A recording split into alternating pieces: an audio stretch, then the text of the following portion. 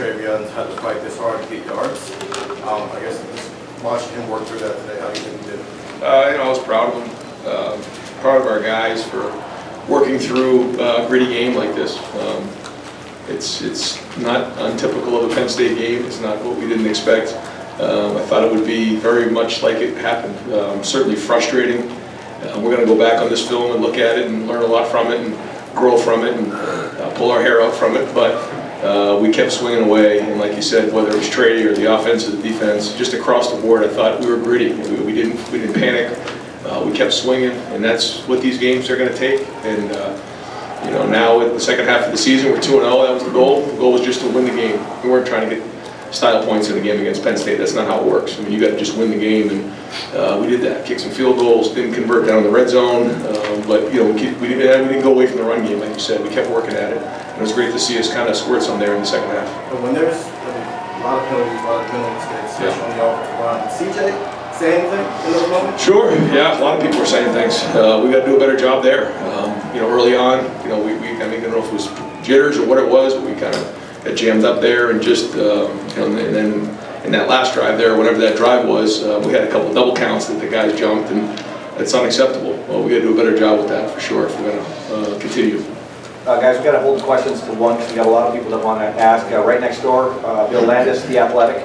Ryan, CJ misses what looks like a pretty easy pitch and catch to Chris. Trey had that costly false start, but you kept going back to those guys and putting them in big positions late in the game. Like, how does that trust with those two playmakers kind of evolve here over the course of the year? You can't flinch in games like this. I've been in there. I've been there before, where all of a sudden, you know, you flinch and you start to get nervous. That's not the way we're going to play. I mean, you know, guys are going to make mistakes, and we got to just keep moving on. Now we got to learn from those, because if we clean those things up, you know, I don't know what the score looks like, you know, but you know, we've got to do a better job in those areas. You know, I think we'll look back and see that you know, we made some mistakes that are going to cost us in other games. But that being said, we still did those things, worked through those things, and still got the win. That's what I'm proud of.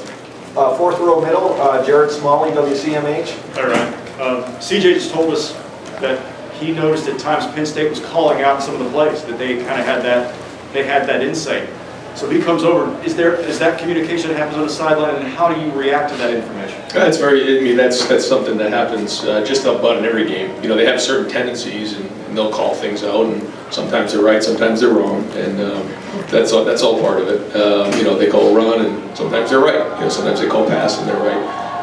And we do have tendencies, but that's what also makes the play action work and the naked works and different things like that. So. You know, I think they did a really good job. They had a very good plan coming in, and you can tell they worked hard on it, because gave us a bunch of looks that we hadn't quite prepared for. We expected that. You know, we knew we weren't just going to get base defense, and I think they maybe played it just a few snaps. I mean, they were coming every snap, and that's what we're going to get when you're a high explosive offense. The guys are going to come after you, and we got to handle that a little better. Over to the right, Clay Hall, WSYX. The defense ran hot and cold, but you got some sacks and you got a defensive touchdown. Jerron Cage, the speed factor. Yeah, the ball security was like, you know, he was carrying it like a loaf of bread at times. But it was great to see him running down the field. I mean, this is a guy who's been through in this program. He's been through a lot. I'm very proud of Jerron, but how about the play by Zach and Tyreek to, you know, get that ball out of there. The play by Cam Brown on the double move with Dotson was tremendous play. I mean, that's competitive excellence right there.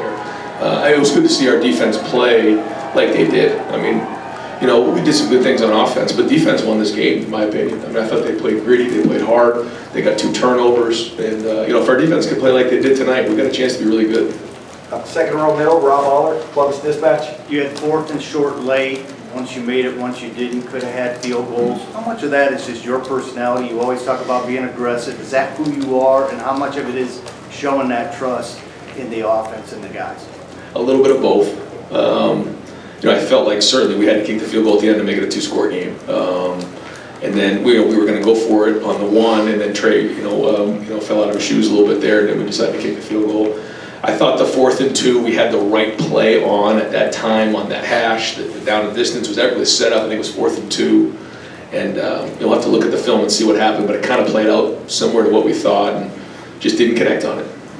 Over here, front row right, Austin Ward, Letterman Row. Right, it seemed like, you know, times the throw that CJ missed, and Trayvon maybe some holes he would have wanted to hit differently, or Whippler with some of the snaps, like some of the freshman mistakes that they haven't played in a lot of close games. I guess you'd rather learn from a win than a loss, but did you notice that, and how impressed are you with the way they handled that? I thought we kept swinging, and that's we didn't have our heads down or anything like that. And you know, and then in the moments like that, you kind of rely on some of the older guys to kind of help out, and to see Chris make that big touchdown, you know, and that kind of broke things a little bit for us, because like you said, we were a little rigid there for a while. We couldn't quite get going, and that kind of helped us out a little bit. We started playing with more confidence after that. But it's different than it was early in the season, where, you know, guys can start doubting themselves. I don't think you saw any of that coming on. We knew it was going to. They're a good defense. I mean, they're one of the top defenses in the country and give up 14 points a game, and they've always been that way.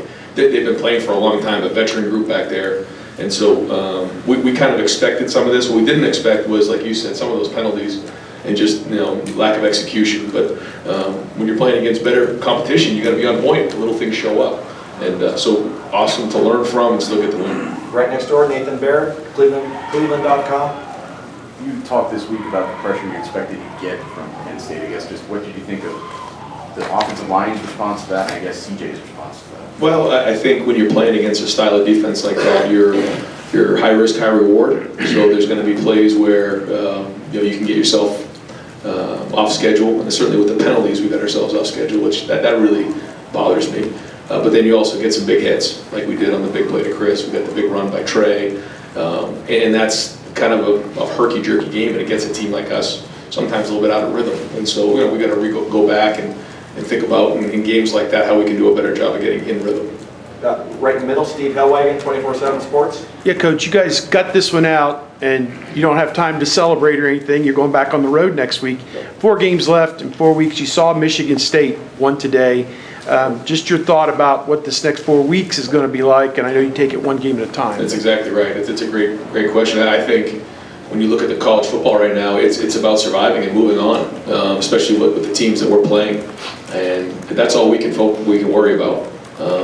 And you know, we're playing some really good teams here moving forward. Going on the road next week, it's going to be a big challenge for us because you got to bring it every week, and I think that's what you're seeing across the board. The guys who do bring it every week are being rewarded, and we got to do that. We got to keep doing it. And it's 1 game seasons. It's March Madness, and you win, you survive, you move on, and that's where we're at right now. And we have to bring it every week because a lot of these teams are dangerous and capable of beating us. But again, I just, you know, a couple things I just thought of before you know, we finish up, Jerry. It was just I want to thank you know, just Buckeye Nation, the student section. You know, half an hour before the game, it was a packed house. The student section was rocking. The whole red out scenario was great. You know, everybody involved with that, and with Gene Smith and the administration, I thought it was tremendous. Our guys were really excited about that, and the crowd was excellent. I mean, they were into it the whole game. That was a great atmosphere. You know, I mean, I can't sit here and tell you that I enjoyed the whole game because it wasn't that way for me. But I know we're going to sit back and you know, enjoy this tonight because it was a wonderful atmosphere. You know, one of the best atmospheres there are in college football right here in Columbus. And what a game, what a win.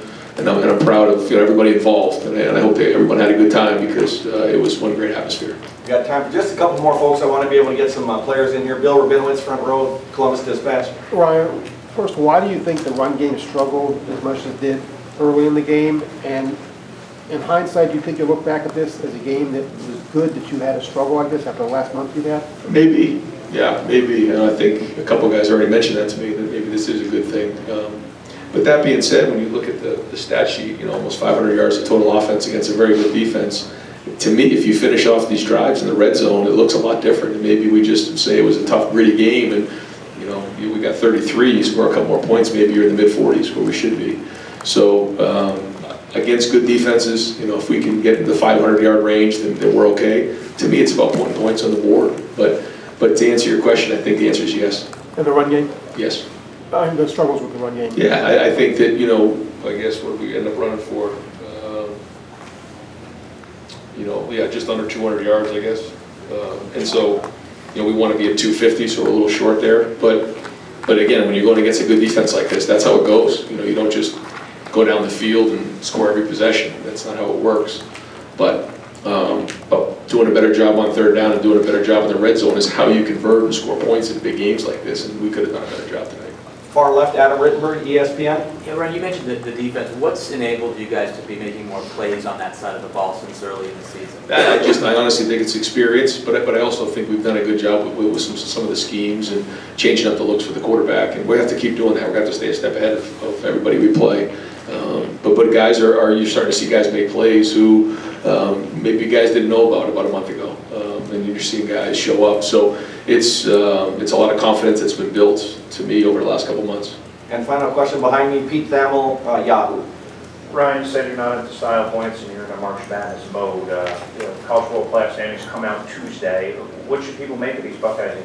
Yeah, well, I think when you look at a game like this, Penn State to me is one of the better defenses in the country and a really strong team year in and year out. And I think this is a gritty win, and to win the way we did, with not even playing our best ball and converting down in the red zone, I think it says a lot about where we are and how well we played over the last month. And I think you can see this thing building, but with the teams that we're about to play, over the next month, as long as we keep building and staying strong, then I think our body of work is going to speak for itself. Coach, thank you very much. Thanks, guys.